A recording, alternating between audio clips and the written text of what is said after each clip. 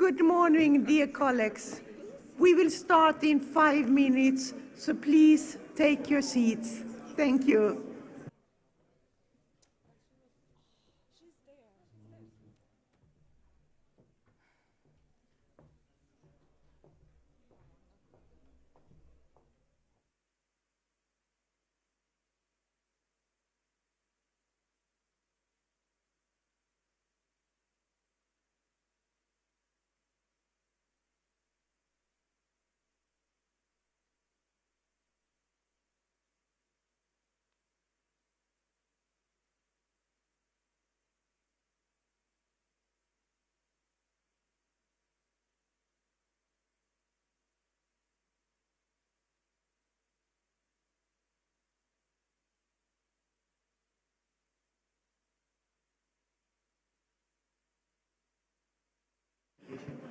Please, back to order. Take your seats, dear colleagues. It's 20 minutes to 10. We have a busy day.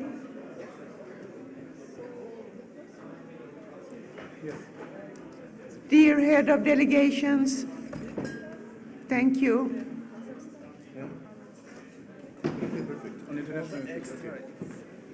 Hello, good to see you. My pleasure. Yes, perfect. Uzbekistan, Kazakhstan. Okay. So, dear colleagues, dear members of the Standing Committee, heads of delegation, members of the Bureau, ladies and gentlemen, Yes. please take your seats. Yes. And welcome to Birmingham. Could you please Yes, we take do the it. discussion on the side? Thank you. Welcome to Birmingham. It's a great pleasure to see you all here for the 29th annual session of the OSCE Parliamentary Assembly. Actually, the first annual session since 2019 under outbreak of COVID. It's a true pleasure. But let me first of all warmly thank our friends from the United Kingdom Parliament for their generosity and their hospitality this week. We all look forward to the annual session and to be here in Birmingham. Let me use this opportunity to welcome those of you who are participating in the meeting of the Standing Committee and the annual session for the first time. Mostly welcome. Before we begin, let me announce that with the departure of the Assembly of Ms. Morbon from France, as chair of the Third Committee, in accordance with Rule 36(5), I have asked Lord Alf Dubs to support the committee works and chair proceeding in the coming days. Let me also remind delegations that voting cards for the plenary and the committee meetings can be picked up at the Administration and Voting Cards Office of Level 4, next to the registration desk. The opening hours for pickup are available on the app and the electronic folder. No voting cards are distributed for the Standing Committee.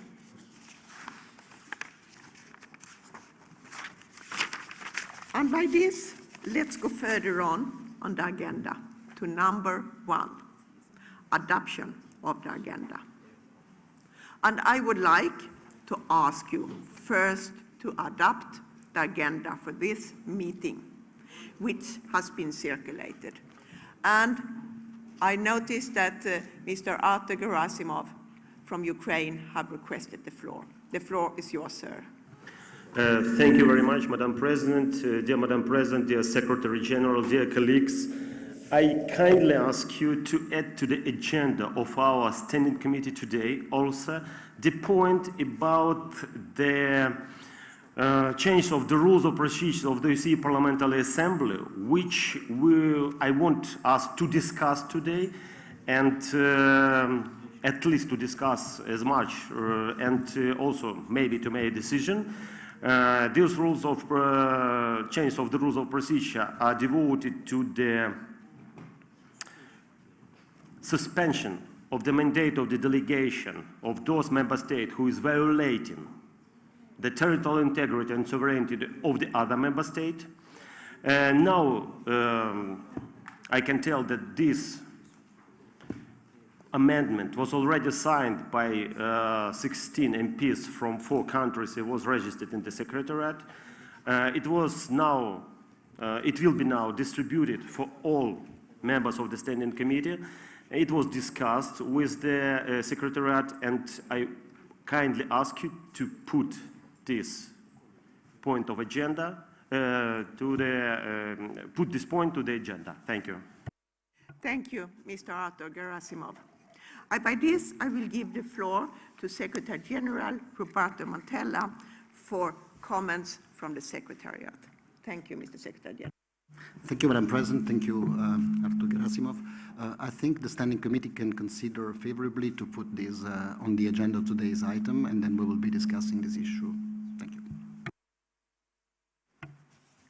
And I ask if there is any more comments on this. I don't see so.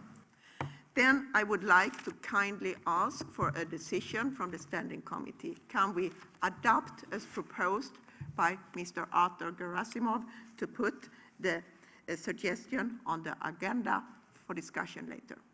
Thank you. Anybody against? No, adopted. Thank you.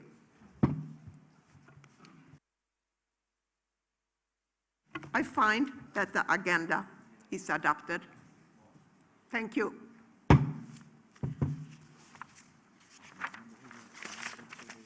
Number 2, practical and procedural matters for the 29th annual session. Members of the Standing Committee will note the following, please. The deadlines for the nomination of Assembly officers will be 10 a.m. on Tuesday, 5th of July. The elections for Assembly officers will be held on the morning of Wednesday, 26th July, between 8:30 a.m. and 11 a.m.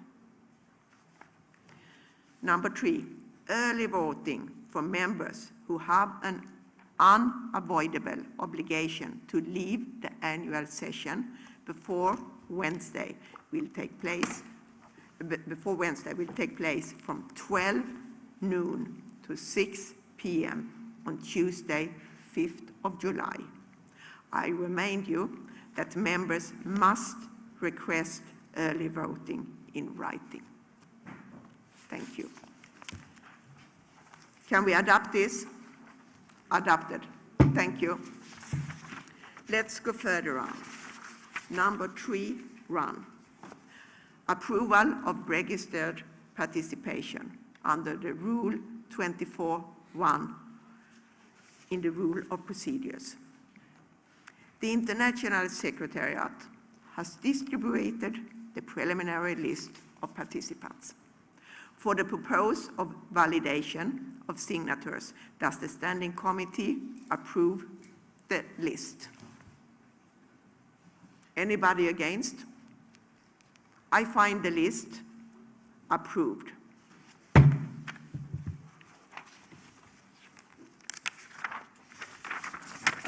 Three 2, ratification of the membership of the 3 general committees, Rules 36(2) of the Rules of Procedure. Membership of the General Committee shall be ratified by the Standing Committee or the Bureau. All delegations have been reminded of the request of the Standing Committee that the distribution of members between the 3 general committees should be as equal as possible. The Secretary General has indicated to me that these rules have been observed and that the International Secretariat is distributing voting cards for the 3 committees in accordance with as equal a division as possible. To complete with this, is the membership of the general committees agreed to? Anybody against? No, I find it adopted. Thank you. Let's go further on. Number 3.3, inclusion and placement of supplementary item. It's Rules 21.1 of the Rules of Procedure.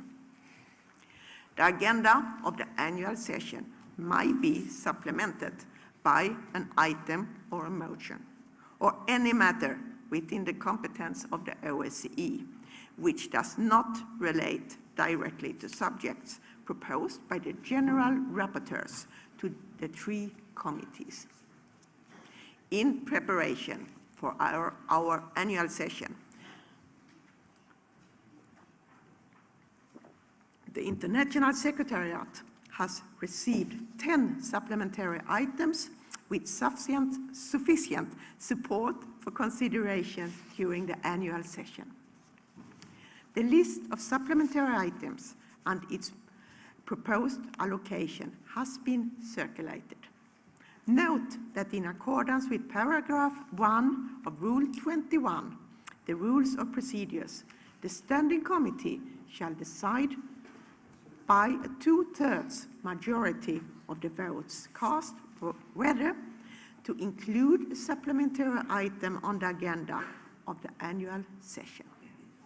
Is there any item on which a separate vote is requested? I do kindly ask the Standing Committee. No, thank you, adopted. Any items on which there is not a separate vote requested will be deemed to have been agreed by consensus. So thank you very much.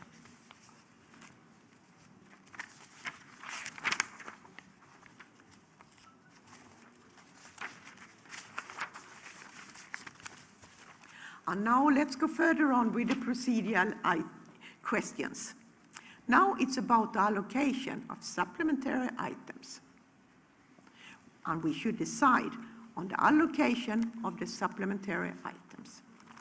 In accordance with Rules 21.1, the Standing Committee shall decide by a majority of the vote cast whether to refer a supplementary item to the competent committee or to submit it to the plenary. The proposed allocation of supplementary items have been distributed. Are there any objection to the allocation proposed? No. Adopted. Thank you.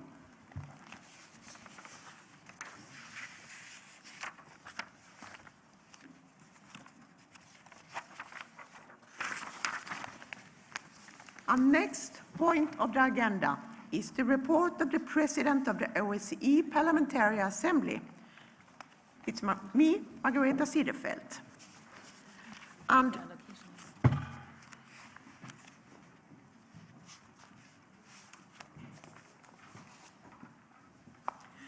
my report is distributed on the table, dressed on the table. It's sent out by email, and it's also in the OSCE PA app for the annual session.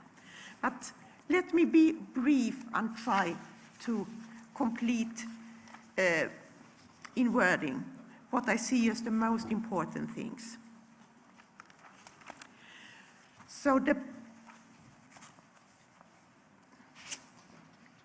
And I will reflect a bit about my achievements and what I have done as OSCE PA President over the last 12 months. First, I would say it has been a very challenging year. There have been and there is an ongoing war in Ukraine, which have affected the Assembly and the people in Ukraine a lot. But there have also been other incidents, not least the overtake of the Taliban in Afghanistan, it also affects several of our member countries. But first of all, I have been committed to making our Parliamentary Assembly more inclusive. I have done so by delegating to Vice Presidents' portfolios as special representatives and as chair of committees. Members of the Bureau have also been invited to join me on important visits throughout my tenure as President. I have as well pushed to multiple opportunities for debates and exchange so that every member can have an opportunity to contribute to the work inside the OSCE Parliamentary Assembly. For instance, since our winter meeting, we have had one extraordinary standing committee meeting and 3 meetings under the Call for Action umbrella to discuss the war in Ukraine.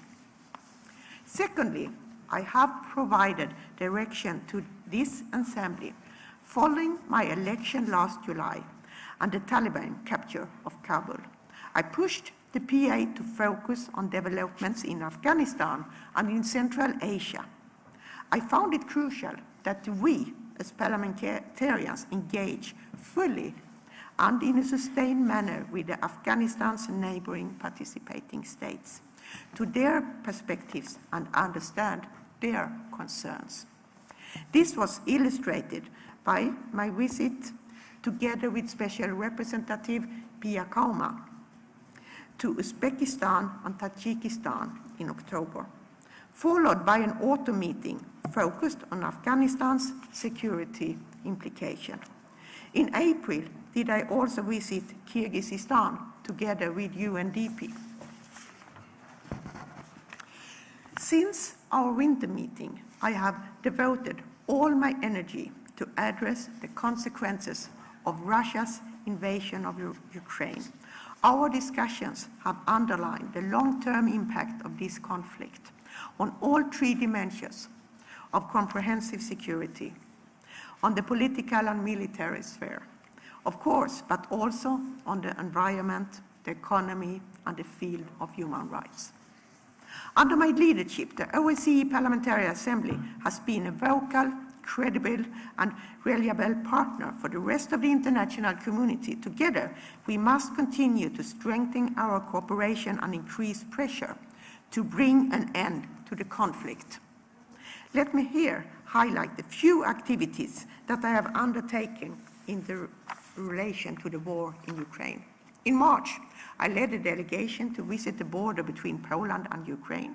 And thank you to the Polish delegation for the invitation to arrange the field visit.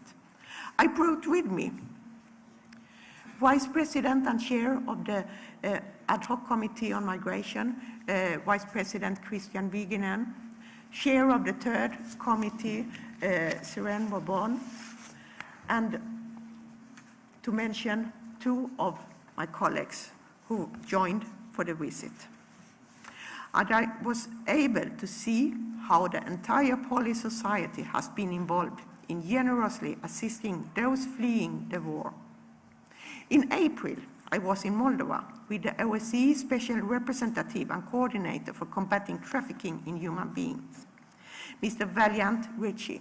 He did also join the visit to Poland. To further underline, and I would also like to say thank you to the OSCE delegation of Moldova for all your effort to make this visit possible. To further underline the need for all OSCE participating states to work together to reduce risks of human trafficking and share the humanitarian burden. As you will have read, I was earlier this week in Kyiv together with several members of the Bureau, Vice President Reinhold Lopatka, as well Special Representative on Parliamentarian Diplomacy on the Russian war in Ukraine, but also together with Chair of the Second Committee, Mr. I do always call him Pons. I don't know why, but it's Mr. Chair Pons. And also including Ms. Kari Henriksen, who is Special Representative on South Caucasus. We visit Irpin and Bucha, which had been severely damaged by the Russian military forces and have been the scene of atrocities. We heard from local residents about their traumatic experience and their personal impressions. I also met with the Speaker of the Verkhovna Rada and with the Prime Minister of Ukraine. And I and my colleagues, we express our collective solidarity with the people of Ukraine and praise their courage in face of the aggression.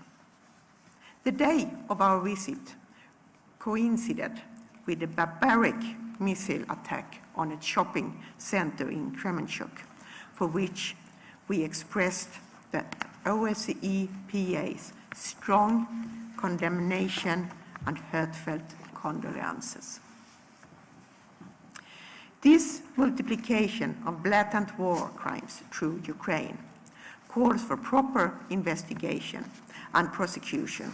I praise the authorities of Ukraine and relevant international institutions, including the International Criminal Court, for their meticulous work in documenting the apparent crimes. Because I think that the OSCE PA has an interest in remaining informant on these issues. I have appointed Mr. John Whittingdale, head of the UK delegation, to serve as special rapporteur on war crime in Ukraine. And we will discuss his work during a side event taking place tomorrow, which all of you are welcome to on behalf of the UK delegation. In Kiev, I also stress that our parliamentary assembly should continue to encourage and support the OSCE in helping resolve the conflict by using all available channels of diplomacy to stop the war. And that's why I have appointed Vice President Reinhold Lopatka as Special Representative for Parliamentary Dialogue on Ukraine, and to lead this process forward. Before I conclude, let me refer to a few other visits undertaken in recent months. I visit the United States together with Vice President Pascal Alisad and Vice President Irene Charlambidis. And this helped further underscore the need for strong international cooperation to respond to crises in the OSCE region. I discussed the added value of coordination between the OSCE and the United Nations to avoid the duplication of efforts in supporting conflict resolution. In Washington, we stressed the importance of the transatlantic partnership in upholding and defending common values, especially in such times of crisis as now. Altogether, the war in Ukraine captures much of our attention. It is also important that we maintain focus on all other issues of relevance to the OSCE. During my visit to Armenia and to Georgia a few weeks ago, I stressed the OSCE long-term commitment to South Caucasus. And I am very pleased as well for the work done by all the members of the Assembly, because for an Assembly on the size of OSCE PA, it's not a one-man show. It's the work that we do collectively, that every single member put forward that counts, that give result. So I would kindly like to say thank you to all of you for what you have done and contributed to our work forward, and for the principles of the Helsinki Final Act and for the Paris Charter, and for the people in our region. Thank you. And by this, I open the floor for comments or questions. Thank you. Anybody who wants the floor? No. Then I say that the report is ended. Thank you.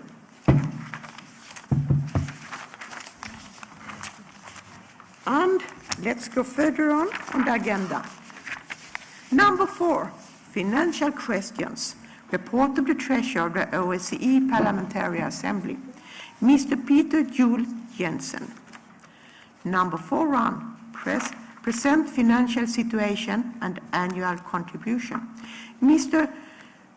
Peter Jules Jensen, you have the floor, please. Thank you. Thank you, Madam President.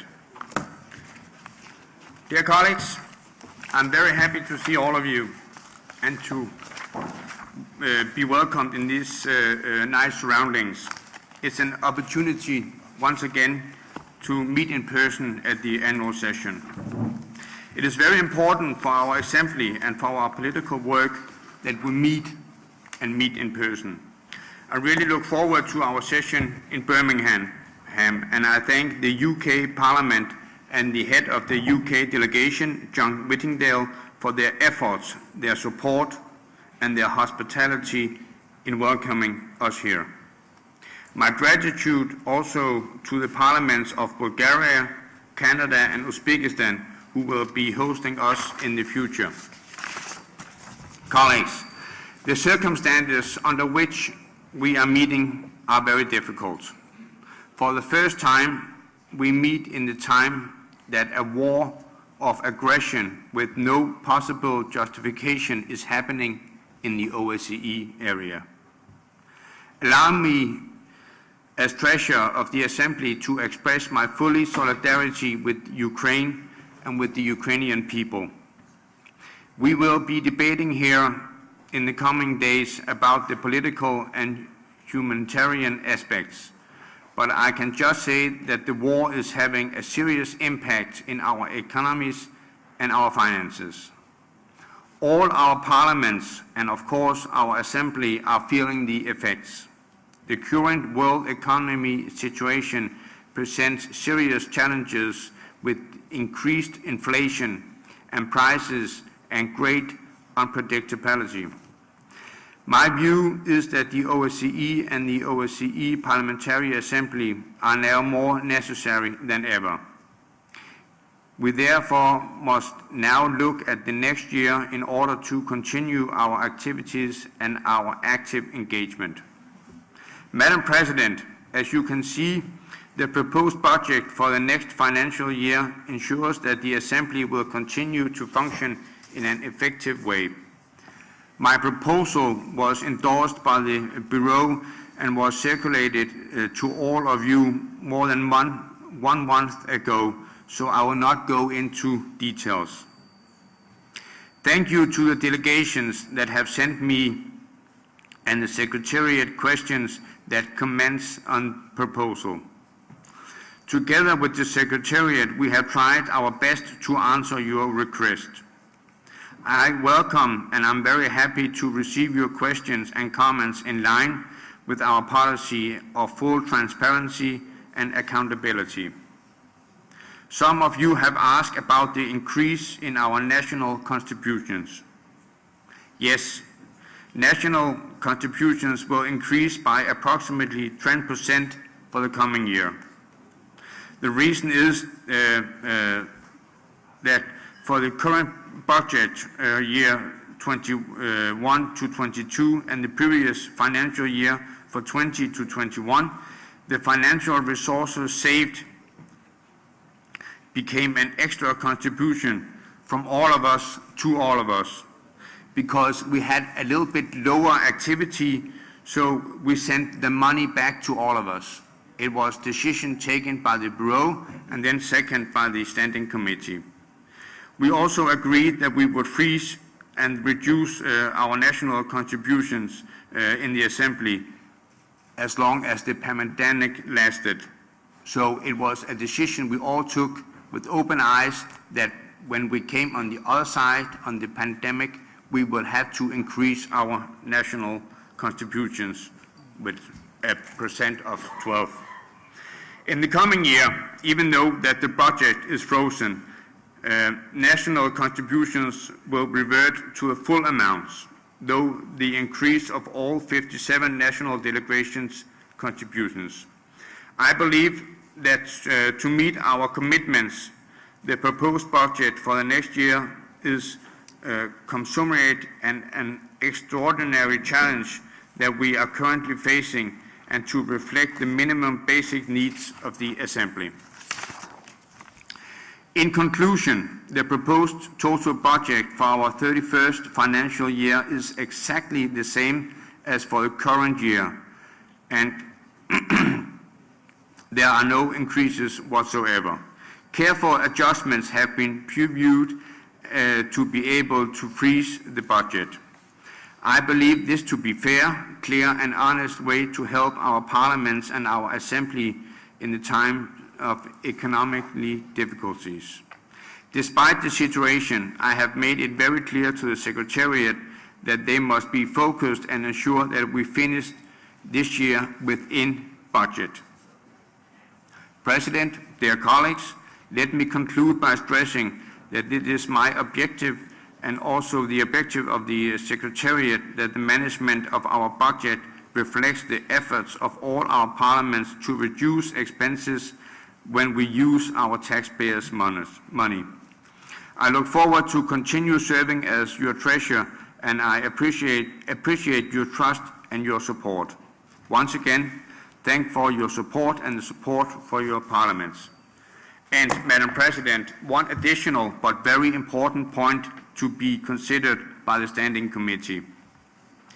Regarding national contributions for the current financial year, I inform you that we have received all the national contributions except the one from Ukraine.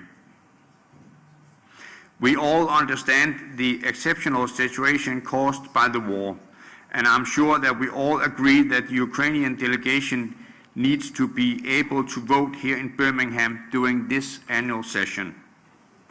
Madam President, may I suggest that in accordance with Rule 35.4 that reads, the Standing Committee shall take such actions as it deems necessary for the activities of the Assembly to be carried on during the Assembly sessions. The Ukrainian delegation will be granted the full rights to vote during the very exceptional situation caused by the war and the fact that most of the decisions will be taken in Birmingham annual sessions are specifically related to the Ukraine and to the war. Thank you. Thank you, Mr. Treasurer, for your report and your suggestion for decision. If the Standing Committee agree, I would like to first put the decision on Ukraine for your decision, dear members of Standing Committee. After that, I will open the floor for comments, questions on our Treasurer's report, and also decision, of course. Can we agree like this? Thank you. So, given the exceptional situation in which Ukraine finds itself due to Russia's unprovoked and unjustified war, and given the fact that most of the decisions which will emanate from the annual session and are related to Ukraine, I would invite the Standing Committee to consider that the right to vote of the Ukrainian delegation is essential for the Assembly in line with Rules 35.4. Do the members of the Standing Committee agree to decide like this? Anybody against? No, I find it agreed.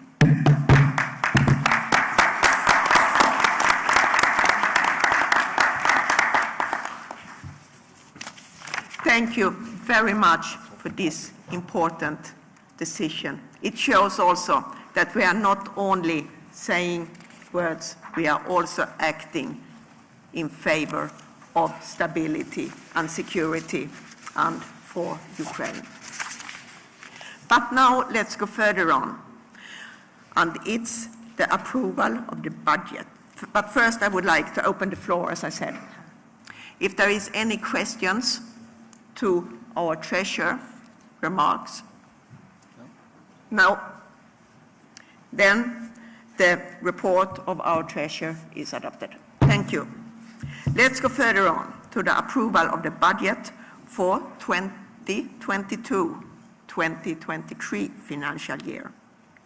Thus, the Standing Committee accordingly approved the budget for the financial year from 1st October 2022 to 30 September 2023, as endorsed at our Bureau meeting in Copenhagen in April.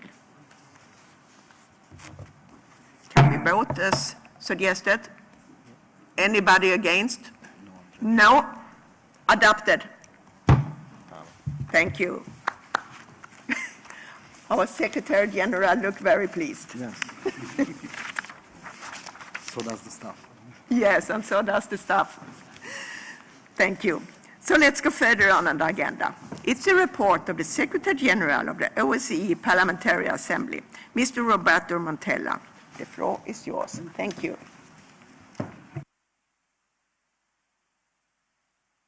President, it works. Dear members, I'm very pleased to see you in person after 3 years. I think one of the specialities of this assembly is the personal relationship that we create in these meetings. It's not only the resolutions, the reports that we vote on, but it's also the personal relations. And I think in the last 3 years, we've had enough of meetings online, and I think this meeting in person was something that many of you were yearning for. Unfortunately, some of our friends and colleagues are still stranded in Amsterdam, Frankfurt. Eventually, they'll make it here. But everybody is very keen, and I can see that everybody is also very upset of missing out at the very beginning of our meeting. But this shows that there is an appetite, a desire for members to meet in person, to talk to each other, to talk at each other. So this is good news. I'd like to thank the UK delegation for hosting our event here. The UK delegation has done a great job in arranging this venue and also making sure that we could meet in person. They worked very closely with our conference team. I'd like to thank Gustavo and all his team who have arranged this meeting. The last meeting that we had was in Luxembourg 3 years ago, and since then we've gone through very challenging times. I think never in the history of this assembly we've been challenged by two facts like the COVID and the war in Ukraine. I think the challenge of COVID was, especially for us, a big challenge because, as I said, the nature of this assembly is that members of parliament meet, talk to each other, create personal relations, and doing so via video was, of course, challenging. But I think the assembly reacted to this stress test very well.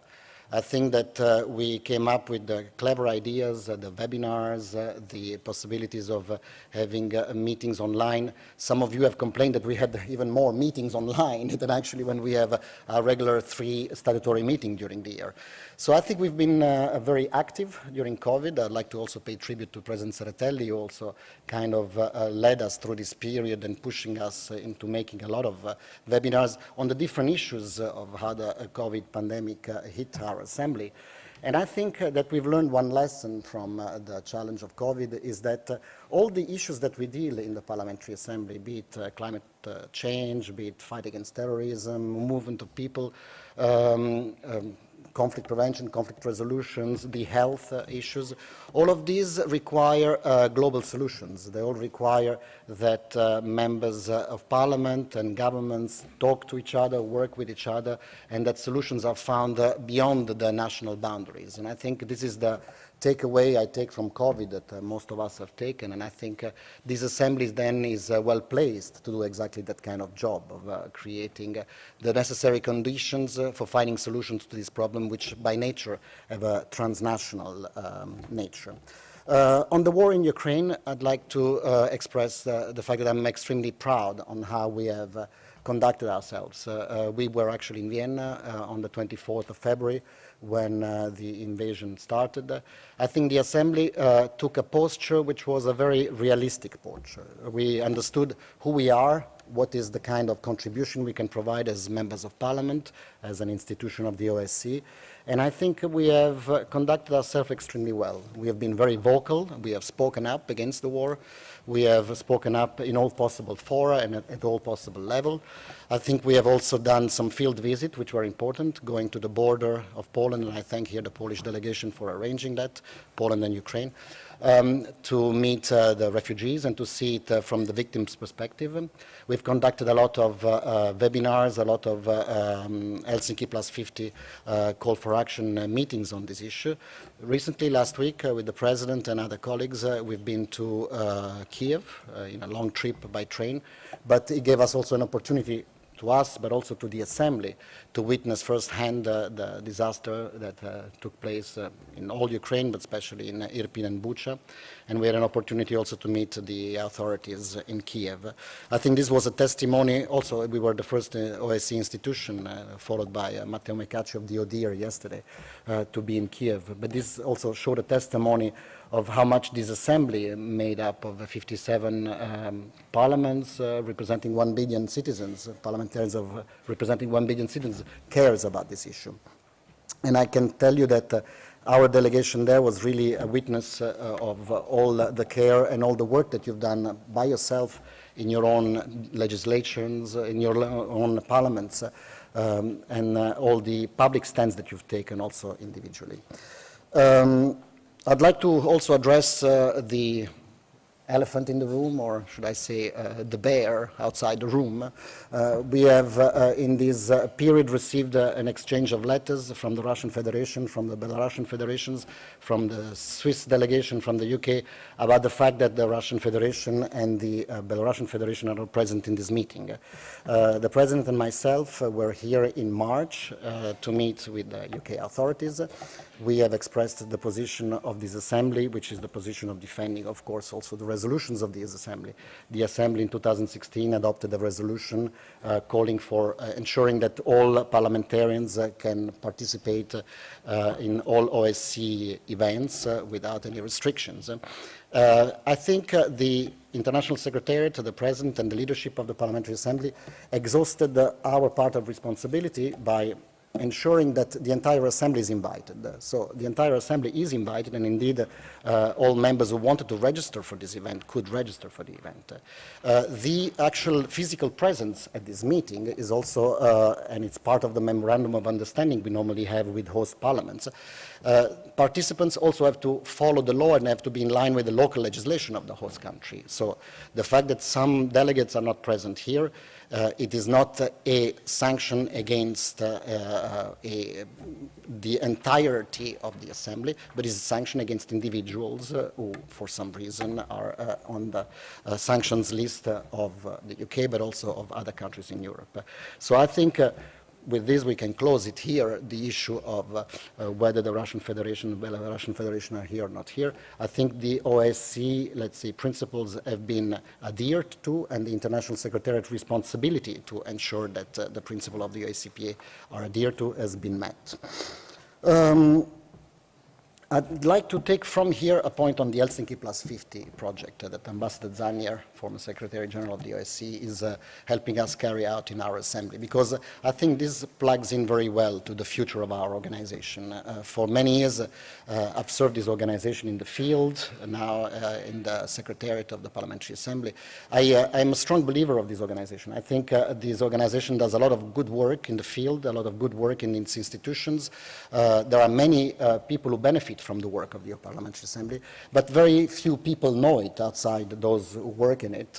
And I say very few people, and I don't mean the greater public who reads the New York Times or watches CNN. I mean also people in foreign ministries or in the highest level of the political leadership in Europe and in other countries.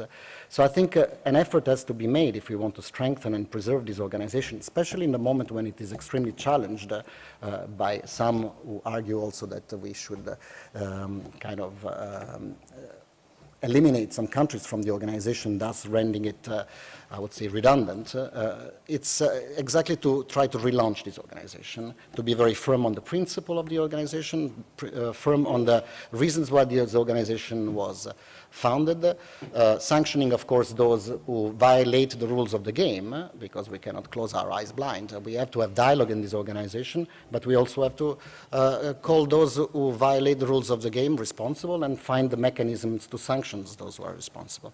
But I think we need to preserve this organization because, as far as I know, it's the only place where we can discuss issues of global interest, especially issues of security and cooperation in an area of 1 billion citizens, but also with an angle that covers all the aspects of security, be it the economic and social, the human rights, and the hard level of security and political military security. A word, Madam President, if you allow me, on my tenure here as the Secretary General of the Parliamentary Assembly. I'm now reaching towards the midterm, let's say, of my mandates in the Parliamentary Assembly. And it's a moment also to kind of collect our thoughts and think of where we are and where we were. And I think I could fairly comfortably say that I'm very proud of the work we've done during the last 6 years. You will see on your table a little leaflet that we have printed out. I think what we've managed to do since I became Secretary General is to, first of all, at the Secretariat, create an international civil servant body, and you see there are new colleagues here, by the way, some of them who are doing for the first time an annual session. I think we have a staff and an international secretariat which has become very professional. It was professional before, of course, but it's now also expanded. And we have also created within the secretariat the necessary condition to depersonalize and take away all the aspects of excessive arbitration from the leadership of the Secretariat, but introduced rules. Now we have staffing rules and regulations, which were not present before my tenure. We have financial rules and regulations. We've heard the Treasurer's report. By the way, I thank you very much for providing the necessary resources to this Assembly to carry out its work. But I would like to remind members that before my tenure, there were no financial rules and regulations in this organization. The Secretary General had the total freedom of exercising financial arbitrarity on the budget.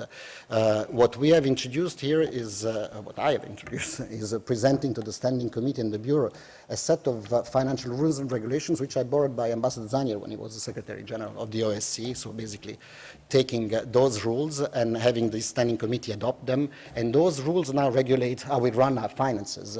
And it is very important because you will see in February our audits normally is done, it's an audit of our accounts. This audit of our accounts is done against the rules. If you don't have rules, the auditor will audit your accounts based on the word of the Secretary General. And I think it's very important when we deal with money, when we deal with staff, that there is less arbitrarity and more regulations.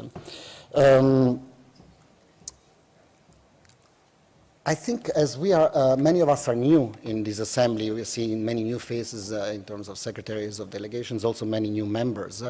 I think it will be useful in the months to come from September onwards to borrow again something that Secretary General Lamberto Zanier was doing in the Secretariat of the OSCE, which is the hour with the Secretary General, he used to call it. I mean, we can call it a moment, online informal meeting of myself being available to answer questions, to interact with the secretaries of delegations, and maybe the following month with members also, in an informal setting, so that we can give you in advance ideas of what we are planning to do and answer questions.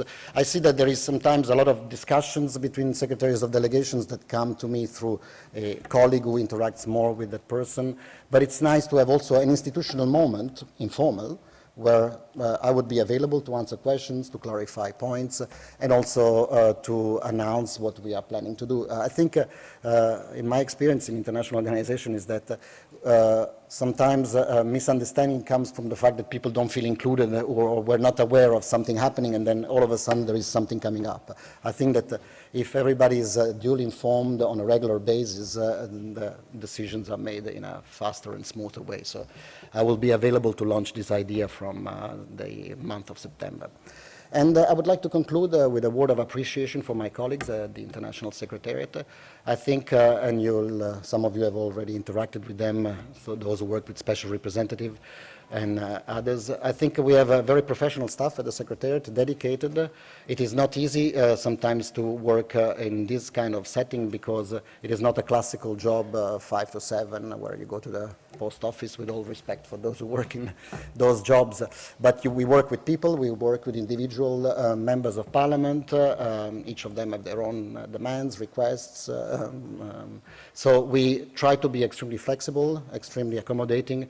I worked in the private sector before as a customer service. I think I've tried to impose to my colleague a little bit of this attitude of being extremely accommodating and customer service oriented. And I think I'm very proud of the work that they do. And I think that we will continue to do this work with a smile on our face for the year to come, considering that we have received a new budget. Thank you very much, Madam President. This concludes my budget, and I'm available for any questions, of course. Thank you, Mr. Secretary General, for your report. And I would also like to add that the report is distributed on the table. It's also sent out by mail. You can find it in the OSCE PA map. And by this, I open the floor for questions and comments to Secretary General Roberto Montella's report. Oh, I don't find any questions, so thank you so much for the report and for your leadership of the Secretariat. Thank you. Adopted. So let's go further on to number 6, the review of the current international political issues. And I will now open the floor for a review of current international political issues. And first of all, I would like to give the floor to Mr. Sadiq Safoyev, Uzbekistan. And Thank you. I apologize if I pronounce your name badly. No, you pronounce it very well. Thank you. Madam President, dear colleagues, I'd like to use this chance and to draw attention of this plenary or our committee to the joint statement distributed jointly by delegations of Kazakhstan and Uzbekistan on Aral Sea ecological catastrophe. We are talking about the social and economic consequences of deterioration of the situation in Aral Sea area, which affected 50 million people living in the sub-region. During the life of one generation, 30 years, the whole sea disappeared from the map of the world. Instead of one of the biggest lake in the world, now we have a desert. And every year, 100 million tons of salt and dust being raised by the wind is disseminated to the area, affecting the livelihood and the health of millions and millions of population. That's why we decided jointly, Uzbekistan and Kazakhstan, address our partners in the OSCE framework, donor countries, together with World Health Organization, elaborate the pathfinding or special program addressing the healthcare situation in the Aral Sea area. And we think that it will help to evidence-based research and policy on the environment and health. Then, to create early warning system and rapid response in the field of environmental health. To advance digital innovations to connect health care providers and communities. Mobile teams to bring primary health care closer to population. Green, blue, and sustainable healthcare infrastructure. Dear colleagues, I am sure that today ecology and green policy is most important and urgent task for all of us. We're all on the edge of real catastrophe, and as early we will take some measures, it will be better for all of us. We urge our partners from OSCE countries to support the project which will be implemented under the aegis of WHO, which will help to the millions of people in, by the way, one of the most important OSCE area to improve their healthcare situation. We will appreciate your support. Thank you, Madam Chairman.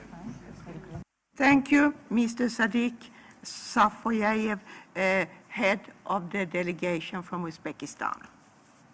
Now I will give the floor to Vice President and head of the Kazakh delegation, Mr. Askar Shakirov. The floor is yours. Thank you. Thank you, dear President, dear members of the Standing Committee. In addition to the speech of the head of the delegation of Uzbekistan, Mr. Sadiq Safoyev, I would like to once again draw the attention of the OSCE parliamentary community to the problem of the Aral Sea. The negative consequences of a sharp change in sea level were simply catastrophic. The extreme salinity of the sea has had a detrimental effect on flora and fauna. The area of forests, the number of animals and fish inhabiting them has sharply decreased. The degradation of the ecological habitat has caused a sharp deterioration in the health of the people of the Aral Sea region. Thus, people living in the territory of an ecological disaster have the highest percentage of cancer patients in Central Asia. 5 countries of the region have created the International Fund for Saving the Aral Sea, but its efforts are not enough. We believe that collective efforts will yield more productive results than the building up but scattered national work. International organizations, including the UN and WHO, attach great importance to the problem of the Aral Sea and support the joint efforts of the Central Asian countries to restore the Aral Sea zone.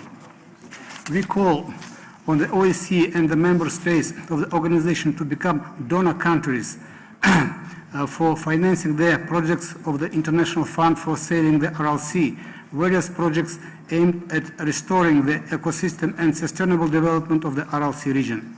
In this regard, we invite deputies of the Second General Committee of the OSCE Parliamentary Assembly to visit the Aral Sea region in order to see firsthand the scale of the disaster and outline areas for further cooperation.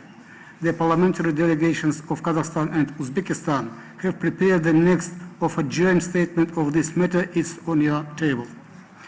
We ask you to support us and contribute to the joint search for a solution to this important environmental problem. Thank you. Thank you, Vice President Askar Shakirov. Next speaker on my list is head of the Turkish delegation, Mr. Selami Altinok. The floor is yours, sir. Thank you. Tamam mısınız çocuklar? Sayın Başkan Sederfeld ve Genel Sekreter Montella'ya raporlar için özellikle teşekkür ediyorum. Dear Chair, Mrs. Sederfeld and Secretary General Montella, I would like to thank you for your reports. Sayın Başkan, Ukrayna'daki durumu Agitpa'nın gündeminde hak ettiği şekilde en ön sıraya koydu. Ms. Sederfeld has fittingly put the situation in Ukraine first in the OSCE's agenda. Böylesi zorlu bir dönemde uluslararası hukukun ve Ukrayna'nın yanındayız. Bu desteğimizi de göstermeye devam etmeliyiz. We stand by international law and Ukraine in such a difficult period. We must continue to show this support. Türkiye, Ukrayna'nın toprak bütünlüğü ve egemenliğini desteklemekte, aynı zamanda savaşın sona ermesi için yoğun bir şekilde çalışmaktadır. Turkey supports Ukraine's territorial integrity and sovereignty, while at the same time working hard to end the war. Savaşın uzaması sadece tarafları değil, küresel çapta olumsuz sonuçlara yol açıyor.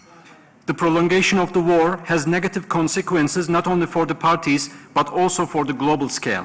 Örneğin gıda güvenliği alanında şimdiden kaygı verici bir durum ortaya çıkmıştır. Enerji fiyatları ciddi şekilde artmaktadır.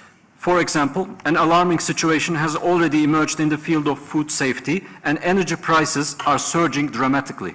Savaşın insani sonuçlarının hafifletilmesi için yoğun çaba sarf ediyoruz. We are working hard to alleviate the humanitarian consequences of the war. Bu çerçevede gıda güvenliği konusu dahil olmak üzere Birleşmiş Milletler ve uluslararası örgütlerle yakın işbirliği içerisindeyiz. In this context, we are in close cooperation with the UN and international organizations, including the issue of food safety.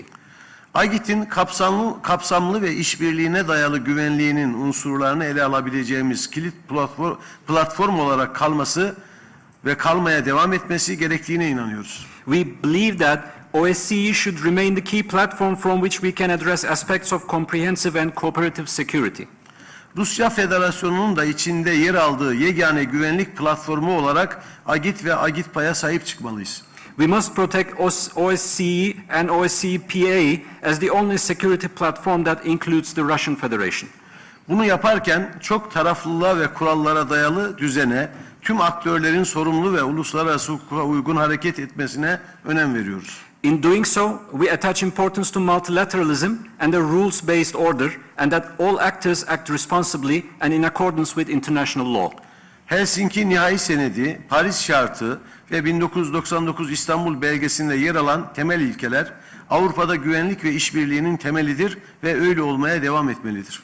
The basic principles contained in the Helsinki Final Act, the Paris Charter, and the 1999 Istanbul document are the basis of security and cooperation in Europe, and it should continue to be so.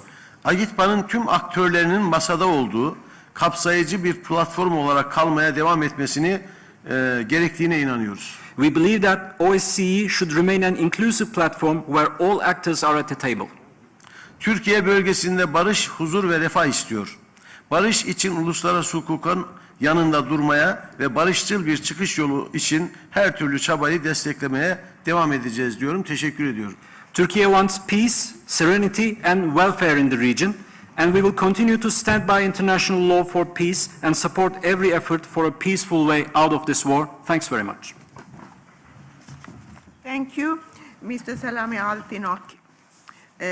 Next speaker on my list is the head of the Kyrgyz delegation, Mr. Milan Samyukotcho. The floor is yours, sir. Thank you.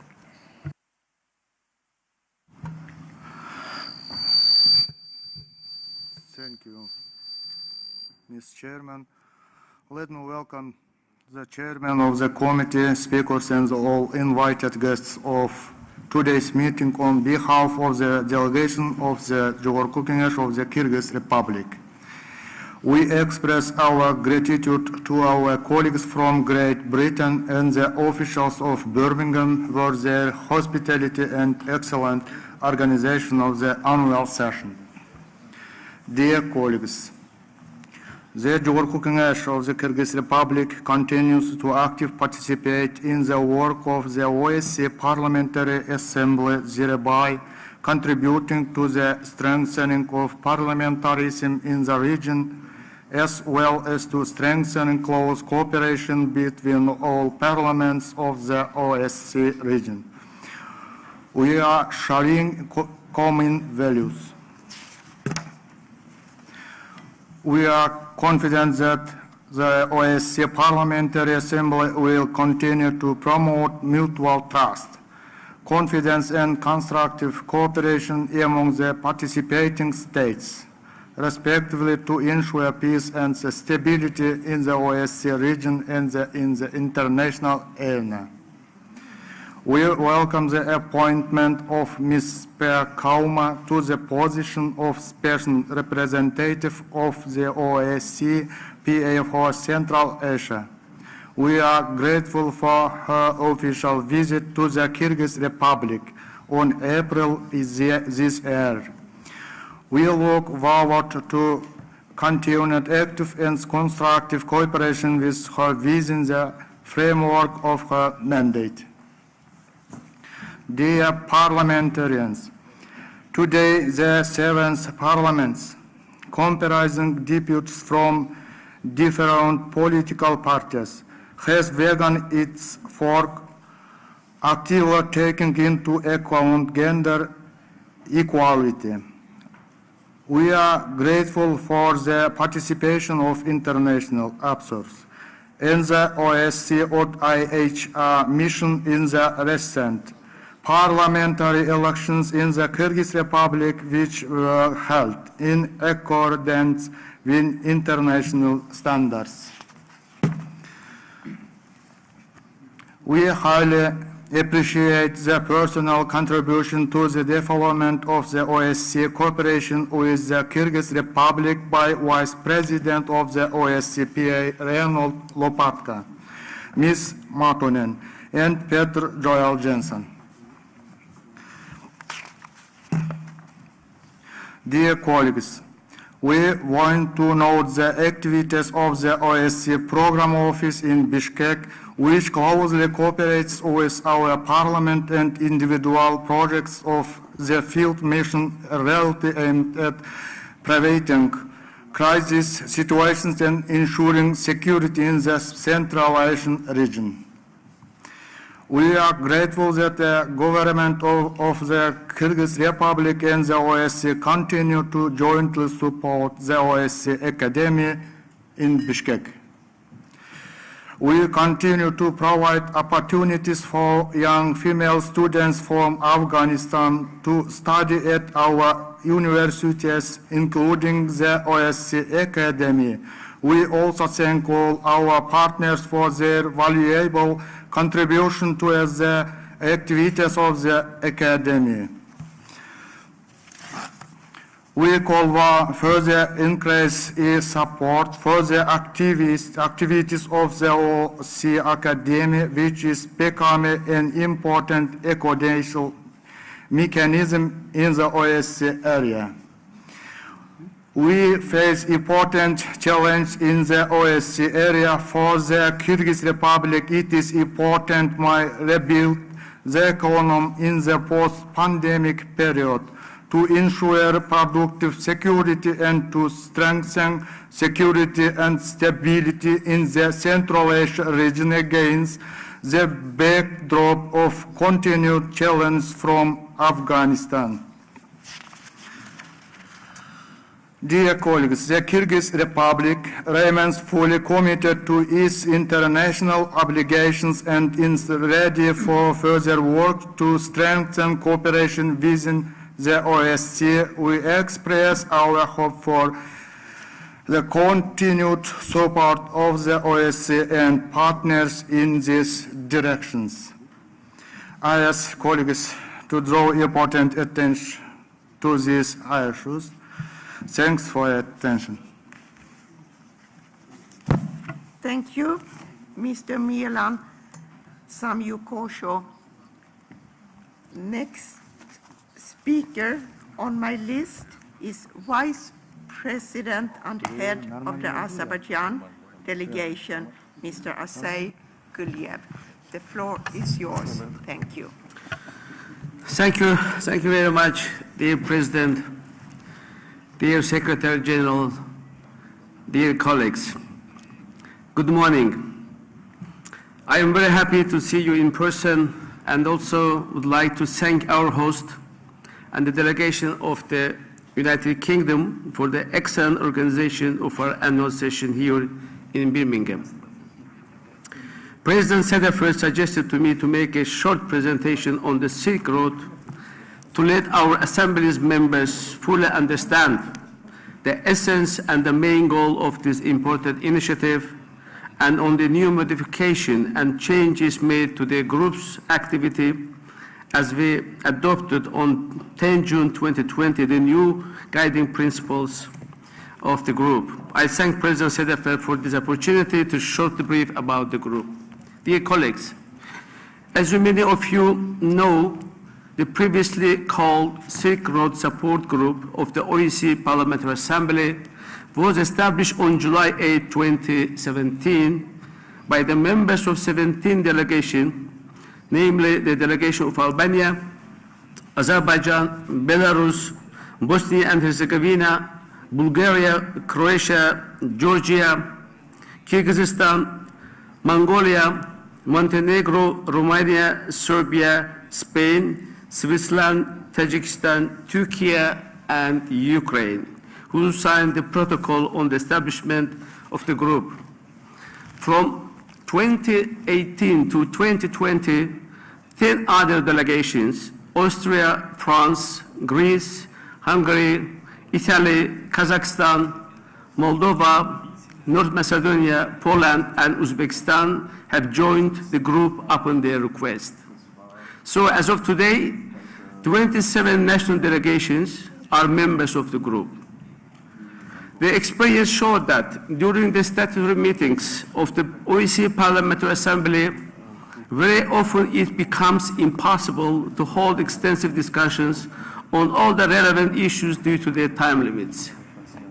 The connectivity was one of such issues that needed to be discussed broadly and in somehow to be on the political agenda of our member delegations.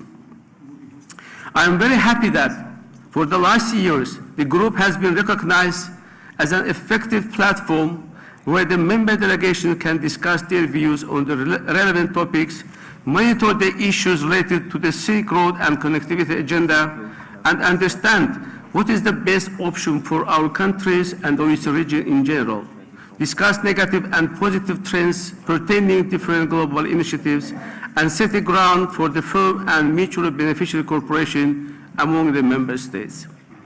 SRG managed to hold 6 meetings on the margin of the statutory sessions of the Parliamentary Assembly and 3 international conferences and one side event before the pandemic started.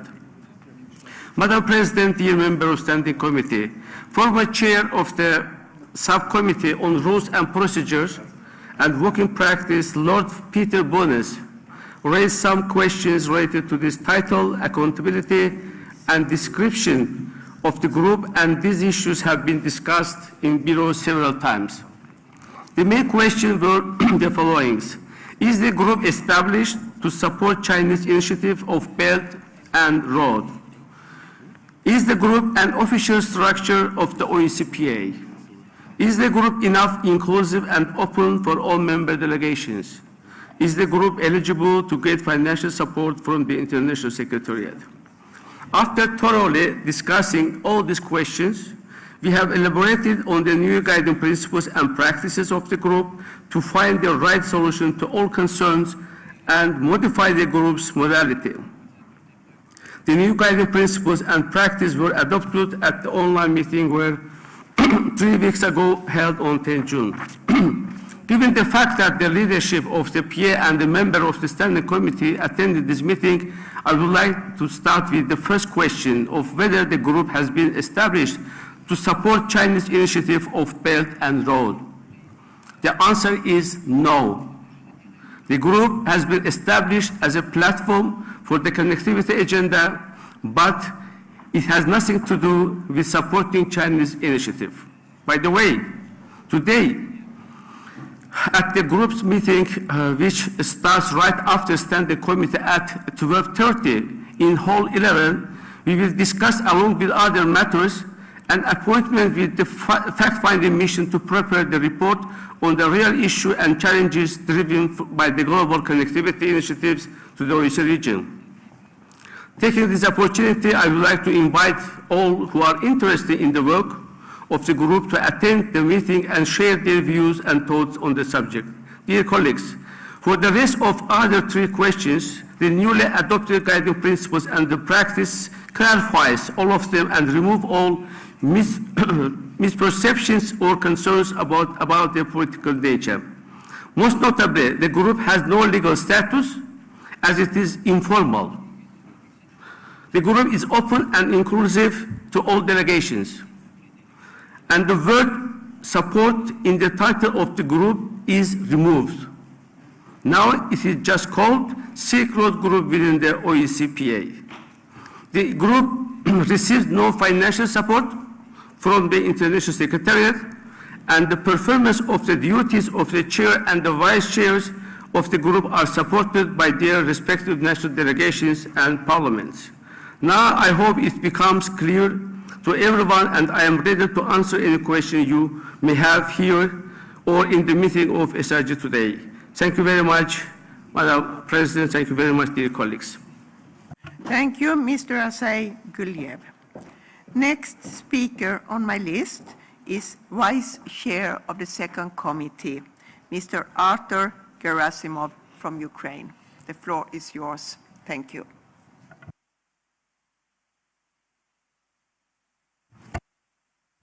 Thank you very much, Madam President. Dear colleagues, in 2014, Russia started its aggression into our territory. They occupied part of Donbass, they occupied Crimea, they killed our soldiers, they killed our civilians. 24th of February this year, they started large-scale aggression.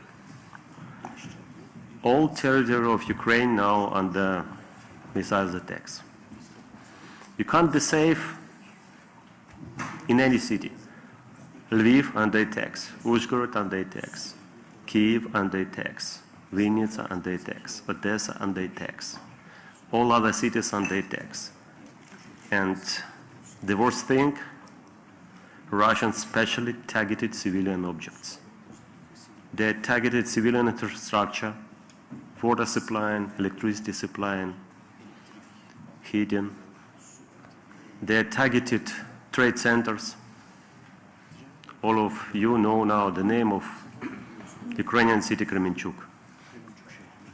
Several days ago, they specially targeted the mall in this city and killed more than 40 people, including children.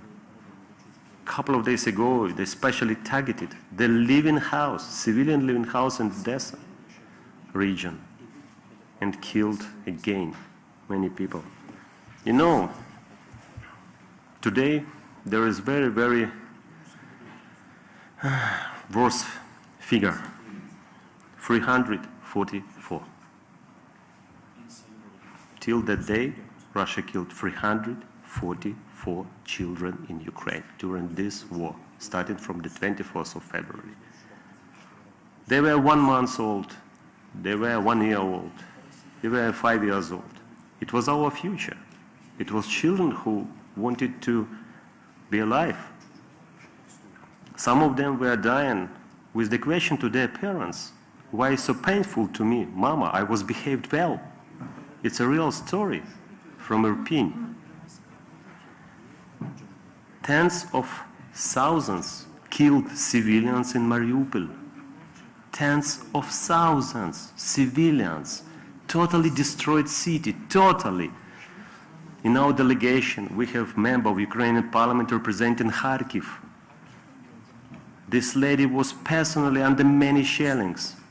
Several days ago, she was under shellings in Kharkiv. We have 5 million, more than 5 million refugees. We have more than 7 million IDPs inside the country. We have totally destroyed factories, plants, infrastructure, etc. And, you know, now still, despite all these bad things, Ukraine is like one team. Ukraine is like one soldier. We are fighting. Ukrainian army is fighting. All Ukrainian people are fighting despite the age, starting from 18 years old and finishing 70, 75, 80 years old. I think all the world saw the pictures when old ladies and old men were trying without any weapons to stop Russian tanks on the roads. We will fight till the victory. We will get this victory.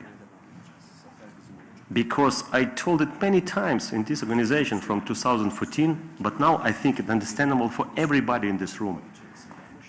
If Putin will not be stopped, he will go further, because Ukraine is not the first part of this chain.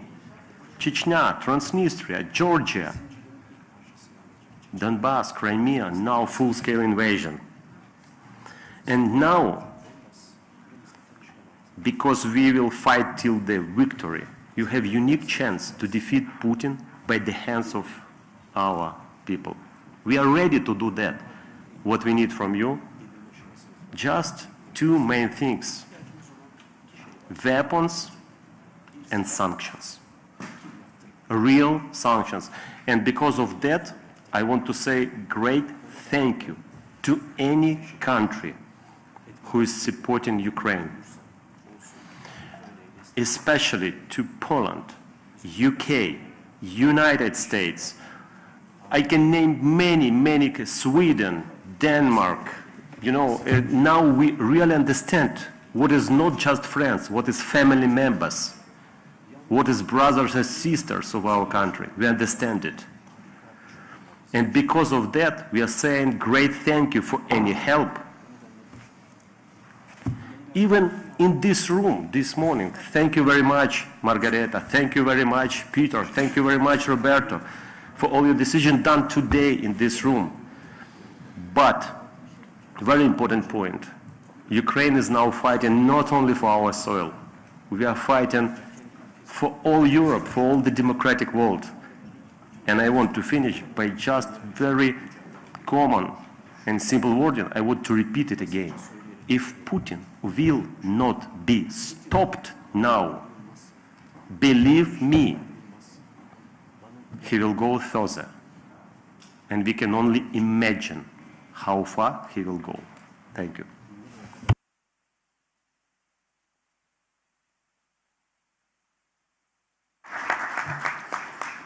Thank you, Mr. Artur Gerasimov, for your speech, and thank you for being here. Thank you to the whole of the Ukrainian delegation for being here. Next speaker on my list is Vice President and Head of the Austrian delegation, Mr. Reinhold Lopatka. The floor is yours. Thank you. Dear President, dear colleagues, I had the privilege to be appointed by the Assembly's President, Margareta Sederfeld, as the Assembly's Special Representative for Parliamentary Dialogue on Ukraine on the 12th of May this year. And I was tasked with a mandate to take necessary initiatives to assist the Ukraine and Russian Federation to engage in a parliamentary dialogue, coordinate closely with the OSCE chairmanship and executive structures, as well as other institutional actors, on the promotion of coherent actions on dialogue facilitation between the Russian Federation and Ukraine, and to report to our standing committee as I do now. Being aware that it is very hard to call for a dialogue when the bombs are falling, when 344 children were killed in Ukraine. And I am also aware that the resolution of the armed conflict in Ukraine requires, of course, our engagement and the support of all of us. So I try to start with my work in a series of bilateral meetings with relevant interlocutors and interested parties, not only with the representatives of Ukraine and the Russian Federation, but also with the representatives of the OSCE institutions and our structures and other relevant international organizations. But I have to say, from my initial meetings in my capacity of the Special Representative starting on the 17th of May until today, the 2nd of July, it has become clear that the parties to the conflict are not ready to talk about ending the war in another way than on the battlefield. And I understand Artur Gerasimov when he said today, we will fight until our victory. Having said that, I think it makes clear that maybe the time has not come already for dialogue, but we should prepare, and I see my position, to prepare everything when this day will come, and I hope that this day will come soon. We have heard already 344 children were killed. So what I want to say and to conclude in accordance with my mandate, I look forward to the time when I will be able to offer my contribution to a peaceful resolution of course with full respect to the sovereignty and territorial integrity of Ukraine. Hopeful this time will come soon. Thank you. Thank you, Mr. Reinhold Lopatka. Next speaker on my list is the head of the Uzbek delegation, Mr. Sadiq Safoyev. The floor is yours. Thank you. Madam Chair, ladies and gentlemen, on behalf of the delegation of Uzbekistan, I would like to convey our warmest greetings to the OSCE Parliamentary Assembly once again. We are delighted that the Parliamentary Assembly is gradually returning to face-to-face meetings despite ongoing threats associated with the pandemic. We understand that addressing the multiple and complex threats to our common security requires not only the cooperation of diplomats, but also unique contribution of parliamentarians. Therefore, we recognize the OSCE as the most important international body of multilateral cooperation, which plays an indispensable role as a platform for political dialogue, peacekeeping, and struggles against the transnational threats. We are confident that in this context of the ongoing crisis in the OSCE space, it is precisely parliamentarian diplomacy that can play a significant role in strengthening mutual trust and developing mutual understanding between states. Dear colleagues, in recent years, Uzbekistan and the OSCE have accumulated significant positive experience in collaborative work. We highly value our cooperation in the electoral process. The current year will become one of the most important in the political life of Uzbekistan, and constitutional reforms has been launched. The main goal is to create a solid legal basis for the long-term development of Uzbekistan in the modern world, and mainly to implement the program of political modernization, which means build secular democracy based on the principles of OSCE, open society, supremacy of law, and free market. Taking this opportunity, I would like to call on members of the OSCE Parliamentary Assembly to take an active part as an observers in the coming national referendum on the adoption of amendments to the Constitution of Uzbekistan. Madam Chairman, ladies and gentlemen, in view of the foregoing and also taking into account the ever-increasing role of Central Asia in the world political and economic system and its unique position in the region at the junction of different civilizations, we propose to hold in 2023 autumn session of the Organization of Security and Cooperation in Europe Parliamentary Assembly in Uzbekistan.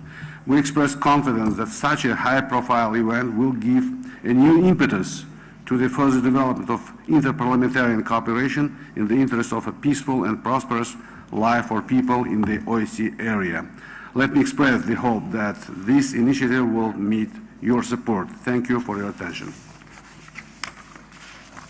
Thank you, Mr. Sadiq Safoyev, and thank you very much for the invitation. Next speaker and the last speaker on my list is the head of the Ukrainian delegation, Mr. Mikita Potorayev. The floor is yours. Dear colleagues, we spent a couple of nice days in Poland, in Warsaw, waiting for British visas.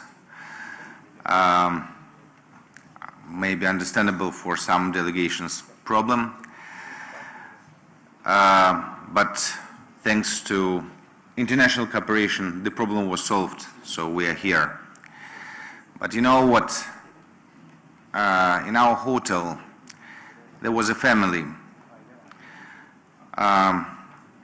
12 years, pretty young girl, without both legs. Her mother, very nice woman, without one leg. And her son, he was also wounded, but thanks God not so seriously. They're getting help from Polish government, from Polish medicine, then they will go further to other countries that they can medically assist them.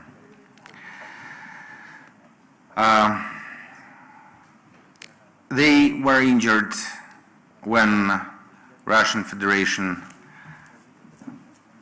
strike on Kramatorsk railway station. And it was a tragedy, you remember. We discussed it on one of call for action meetings. Thank you, Madam President. Thank you, Berta. Thank you all colleagues that take part in these call for action meetings that give us an opportunity to discuss what is happening in Ukraine, to discuss this war of aggression, war of terror against Ukraine. So thank you for support. Thank you for assistance. Thank all colleagues and all countries that help us stand and fight. But, you know, Kramatorsk, it seems that this tragedy happened half a year ago. No. It happened a little bit more than 1 month ago. So now it is recovered by Kremenchuk tragedy, where our specialists still can't understand how many people were killed because they are collecting not bodies, but fragments of bodies from this trade center. And now, one day passed, and Kremenchuk tragedy was covered by Odessa tragedy. 20 people, 20 civilians, in one shot. There were no military objects around Kremenchuk Trade Center. There were no military objects around houses and living area in Odessa.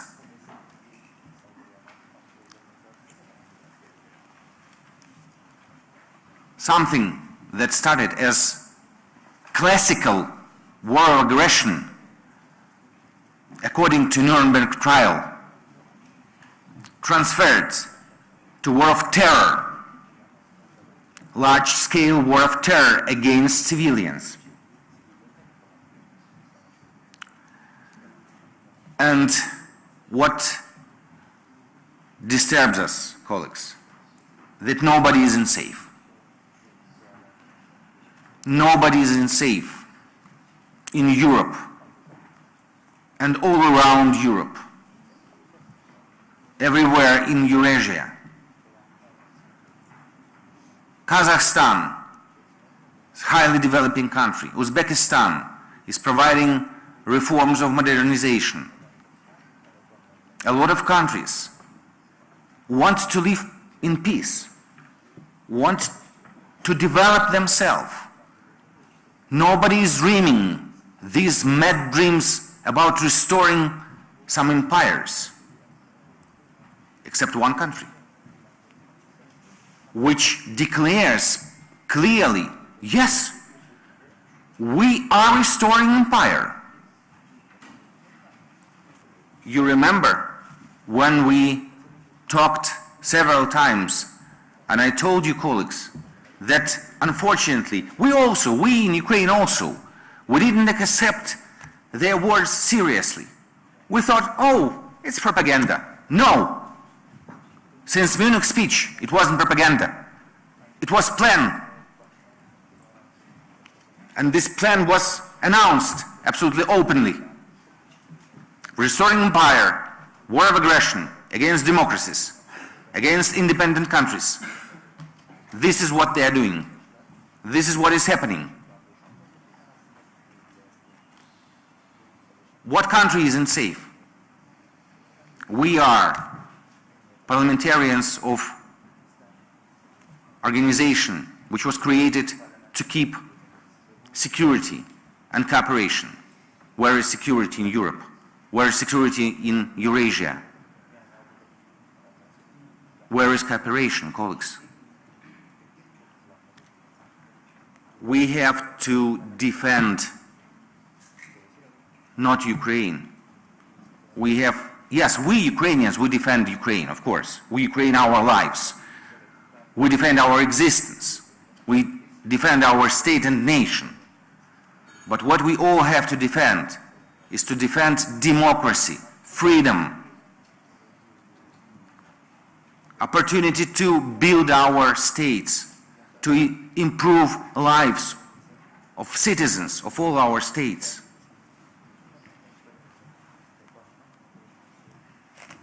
I'm sure that OSCE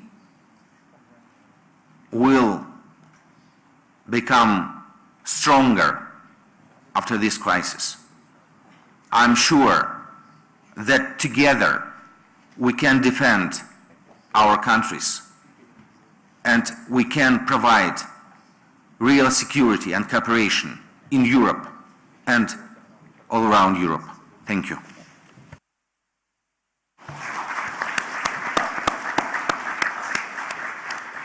Thank you, Mr. Mikita Potorayev. And thank you for being here. And thank you for the Ukrainian parliament that can arrange so you can be here. It's very hard to take in what you and Arthur Gerasimov are telling us. But OSCE PA stand behind you. Thank you once again. I have one more speaker on the list, the chair of the second committee, head of the Spanish delegation, Mr. Pierre Pons. The floor is yours. Thank you. Thank you, Mrs. President. I want to speak in Spanish. En primer lugar, Presidenta Cederfeld, muchas gracias por haberme permitido hacer parte de la delegación que estuvo en Ucrania estos días. También gracias al secretario general Montela. Pero quería reaccionar a la reflexión del jefe de la delegación, que yo recuerdo perfectamente, el 24 de febrero, dijo que tal vez no volvería a vernos, no volvería a poder estar aquí. Yo lo recuerdo perfectamente y creo que tenemos que tener un momento de recuerdo de las víctimas de esta invasión y también estar muy agradecidos de que pueda estar con nosotros, ¿no? Y muy brevemente, primero decir que es verdad, lo que está amenazada es la democracia y nosotros como parlamentarios deberíamos ser muy conscientes de lo que está amenazado son nuestras democracias liberales. Lo dijo un liberal, Guy Verhofstadt, del Parlamento Europeo, que lo que está en juego es nuestra supervivencia democrática. Me gustaría también agradecer a Ucrania todo el trabajo que ha hecho a nivel de advocacy, de lobbying. Voy a hacer un simbolismo. Estuve en Atenas hace pocas semanas. Cuando vas hacia la Acrópolis y subes hacia el espacio democrático por excelencia de la civilización antigua, hay una exposición de los bombardeos que hubo y de la destrucción que ha habido en Ucrania, y es un trabajo durísimo, pero que se ha hecho en todas las capitales, y por tanto querría agradecer a la delegación ucraniana y a todos los ucranianos por tener esa capacidad de defender, pero también de explicar. Y quería decir que en estos últimos 12 meses ha habido una agenda común, y creo que lo más importante es esa agenda común. Se ha visto esta semana en Madrid, en la cumbre de la OTAN, Finlandia y Suecia candidatos. Se ha visto con la candidatura de la Unión Europea de Moldavia y de Ucrania, es otra agenda común. Y también se ha visto con el G7 en Alemania. Por tanto, creo que la respuesta, diríamos, política y diplomática está a la altura, como nunca se había visto, en un momento de nuevo orden mundial. Yo tengo la sensación de que hemos cambiado de siglo. Roberto Montella decía que han pasado 3 años. Parece como si hubiera cambiado el siglo, y en un momento en que estamos en recuperación versus inflación, donde todas las poblaciones están sufriendo el fenómeno de la inflación, que es el fenómeno que provoca más desigualdad en las sociedades. Quería terminar con 2 reflexiones, uno con las que ha hecho Margareta y Roberto, sobre la visibilidad de la OSCE, sobre su capacidad de estar en el terreno.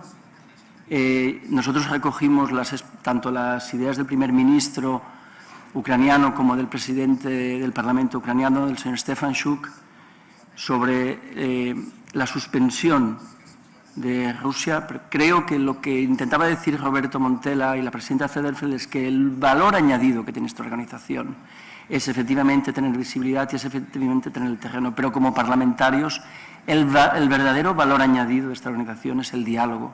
Y como dijo la presidenta Sederfeld durante las entrevistas, si nosotros estuviéramos en su lugar, pediríamos la expulsión de Rusia. Por supuesto que pediríamos la expulsión.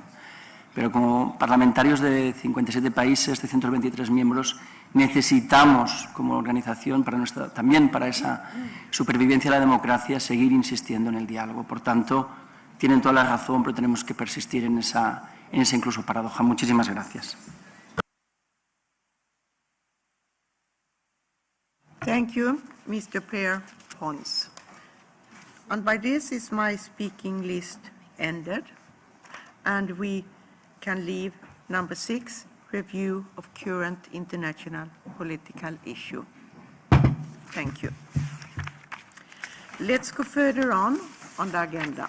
Number 7, information on upcoming meetings of the OSCE Parliamentary Assembly in 2022 and 2023. Our autumn meeting will be hosted this year by Bulgaria, and I will give the floor to head of the Bulgarian delegation, Mr. Iskren Mitev, for a few words. Is Mr. Iskren Mitev? Vice President Yes, Vice President Christian Viginen and Deputy Head of the Bulgarian delegation, Mr. Christian Viginen, will have the floor. The floor is yours. Thank you. Thank you, President. I'll be very brief now because at the end of our assembly, the last day, we'll give you a bit more information. I just wanted to say that preparations are progressing in a very good cooperation with the Secretariat.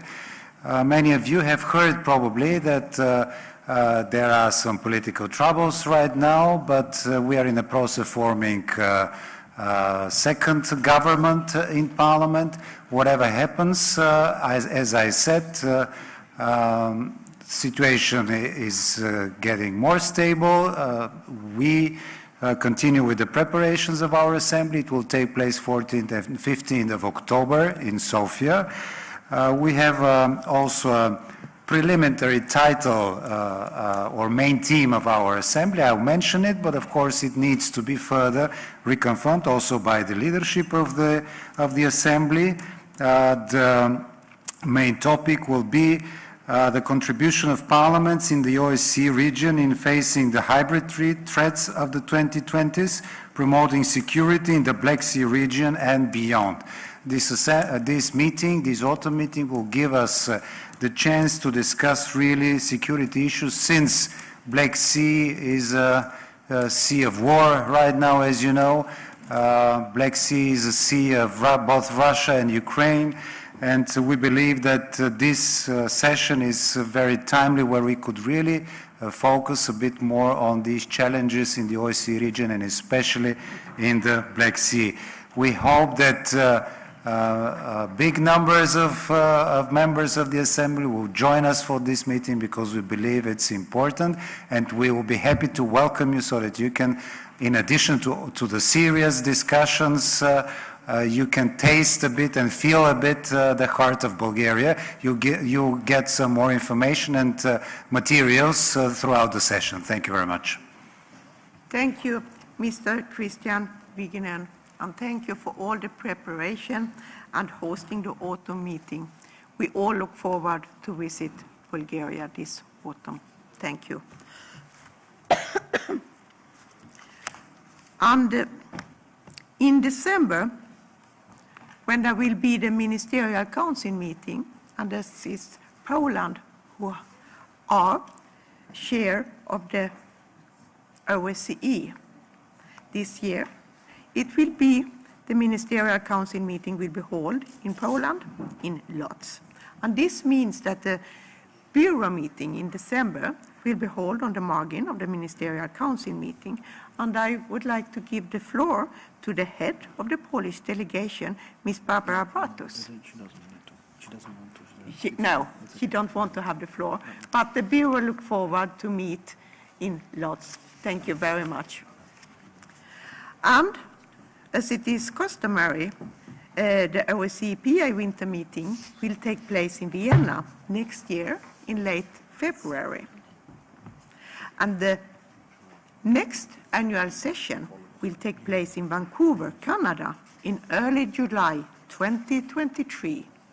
And I would like to give the floor to Dr. Heidi Frey, if she is here to say a few words. Dr. Frey, head of the Canadian delegation, the floor is yours. Thank you. Thank you, Madam Chair. Thank you, Madam President. I'm sort of sitting in the back of the room. I wanted to say that we are looking forward to having you in Vancouver. As you know, we were prepared for this in 2020, and then we had to cancel because of COVID. But we are looking forward. We're hoping that nothing will prevent this meeting from occurring. And we've got all the wine and all the food and the beautiful Pacific Ocean and the mountains for you to enjoy. So, looking forward to it. And we will have a short reception at the end of this session, the last day, to just tell you and show you what Vancouver has in store for you. Thank you. Thank you, Dr. Frey, and thank you for your offer. I can ensure that all of us look forward to visit the beautiful city of Vancouver next year for the annual session. And by this, I have no more. Oh yes, I'm sorry. Finally, in 2024, our annual session will take place in Bucharest. But this is 2 years forward.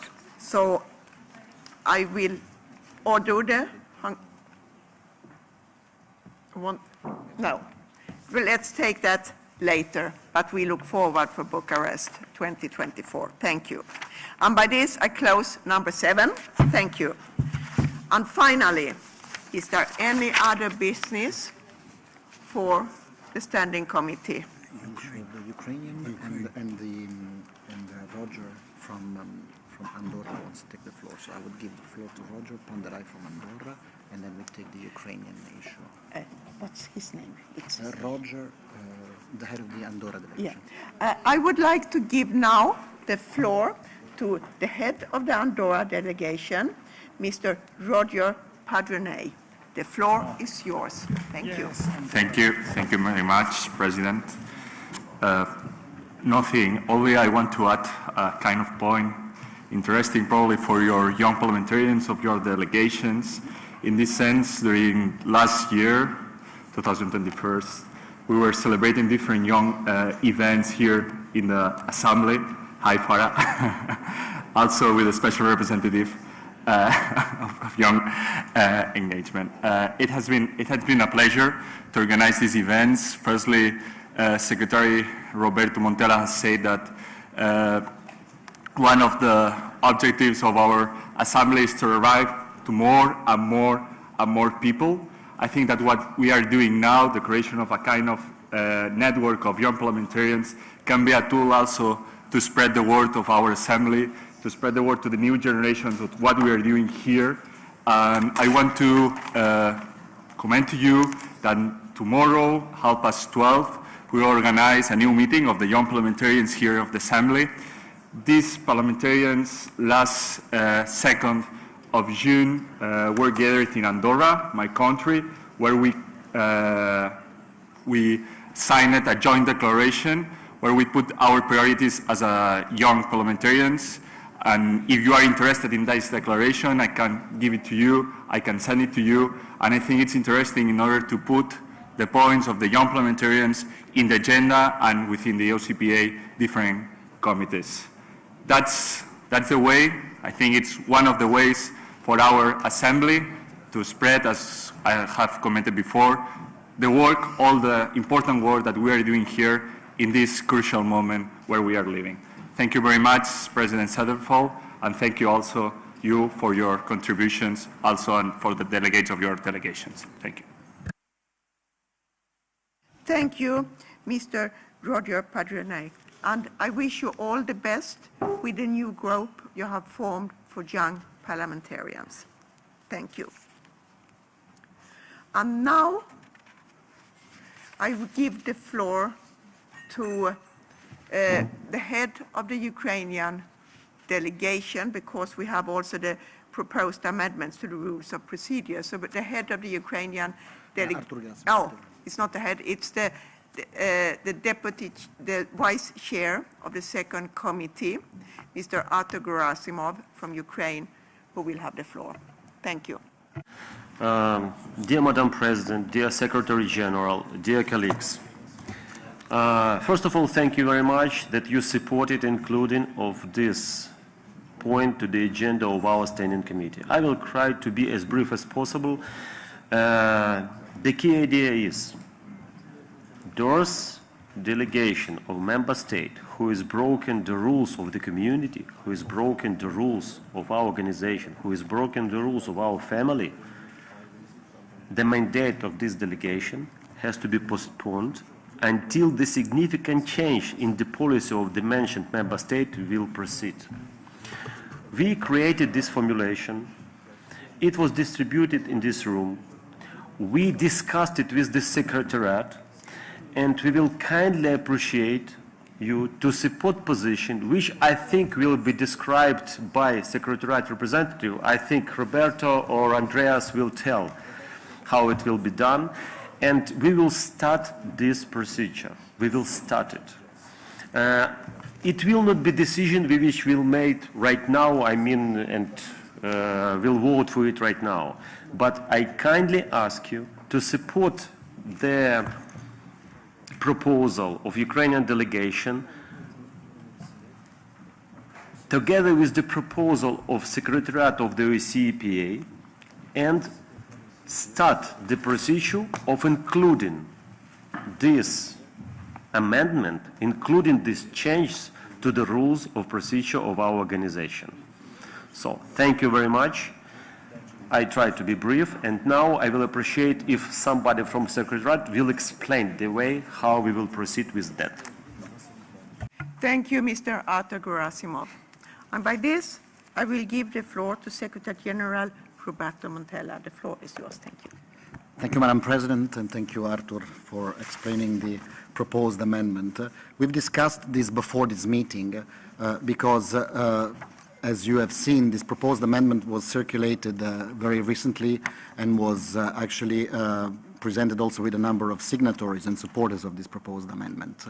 I think nobody in this room would dispute the content of this proposed amendment, which is basically the principle that says that if a member of the club violates the rules of the club, there has to be some kind of sanctioning mechanism. That's the main point. I think in the merit, there is consensus in this room, but we've had a very extensive discussion with our colleagues from the Ukrainian delegation, because this is, the rules is a kind of our constitution, let's say. And when you change the constitution, you obviously try to inform the members beforehand. There is a discussion, there is a procedure, and then there is an approval of how you change the constitution.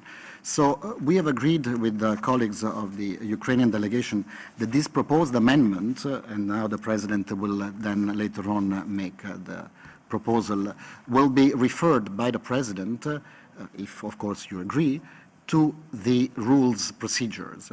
Who will look into it, will make some adjustments to these proposed amendments, and then will go through the regular approval process, which will happen at the next occasion when the Standing Committee will meet and will have effects 6 months from the moment of approval. However, what we want in this meeting to do is also from a public perspective to make sure that there is full endorsement of the Standing Committee, because you are the decision-making body here. So if you approve the principles that are contained in this, it kind of gives us the political signal that the Rules Committee will have to go in this direction of approving this document. And we will also publicly say that this Standing Committee met today and approval of the on a proposal of the Ukrainian delegation, sort of politically endorsed and kind of forced, let's say, the Rules Committee to make a proposal to change the rules. So the International Secretariat, of course, is fully supportive of this procedure, which safeguards the two principles. The political principle that there has to be a sanctioning mechanism for a member of the club that violates the rules of the club, and at the same time safeguards the principle that you change the constitution of this assembly with a proper legal procedure, allowing also members to consult their capitals and do this in the proper regular fashion according to our rules of procedure. So the International Secretariat supports this, and Madam President, you can push. Thank you. Thank you, Mr. Secretary General. Then, to go back to the decision, I would first ask if you have everybody received the copy? Thank you. And then I will open the floor if there is any questions or comments. Yes, please, Mr. Petr Oślojski from head of the Slovakian delegation. The floor is yours. Thank you. Lady President, dear colleagues and friends, of course it was very wise what was said by Roberto. That means if you are a member of a club, you should behave. And that's totally the main principle we should stick on.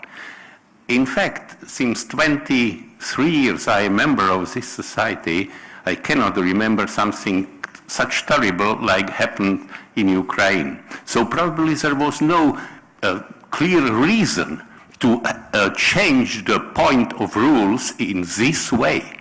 But now, times are changing, was sung by famous singer, and now it's our role to accept. Think only historically, if the bombs had been falling to London, Coventry, Rotterdam, Warsaw, and would Germany remain member of League of Nations that was here established after the World War I to protect peace in the world? Of course not. That means even if Baron Pierre de Coubertin used to use the Olympic movement as an idea of peace and friendship, after the world wars, countries that initiated the wars had been suspended.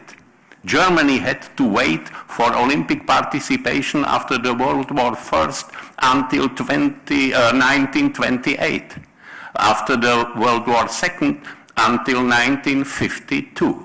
So, of course, there is nothing bad if we fully support the Ukrainian proposal and keep in the rules of our club that breaking it in such manner like Russia did is unacceptable and has to be treated accordingly. Many thanks. Thank you. Mr. Petr Oślojski. Yes, and now I see that the head of the Ukrainian delegation, Mr. Mikita Potorayev, would like to have the floor. The floor is yours, sir. Thank you. Colleagues, we have a lot of serious problems in Europe, Eurasia.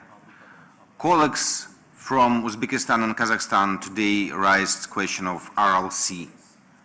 It's a serious problem for millions of people, for a huge macro region. We have climate problems.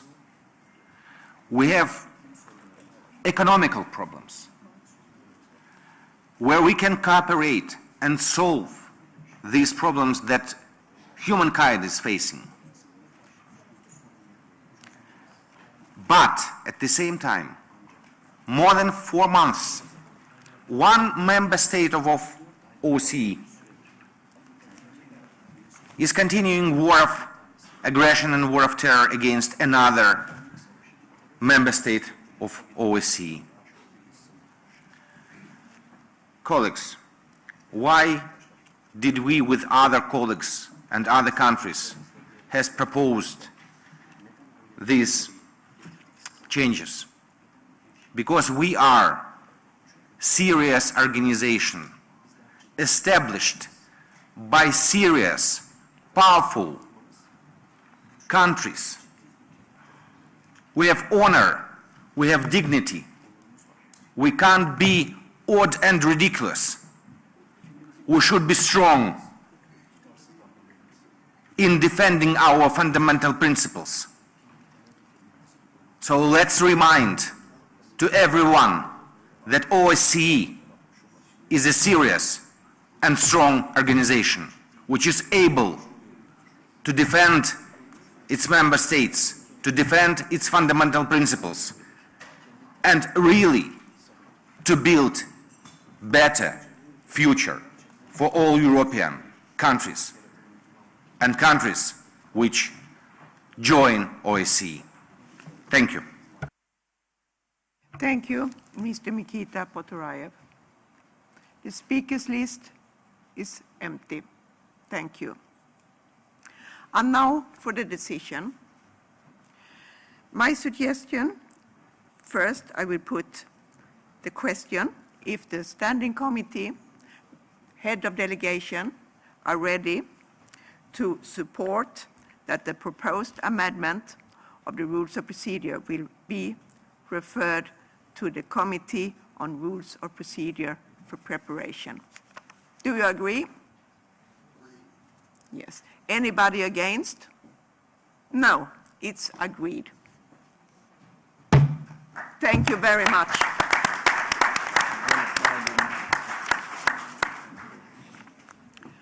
And by this,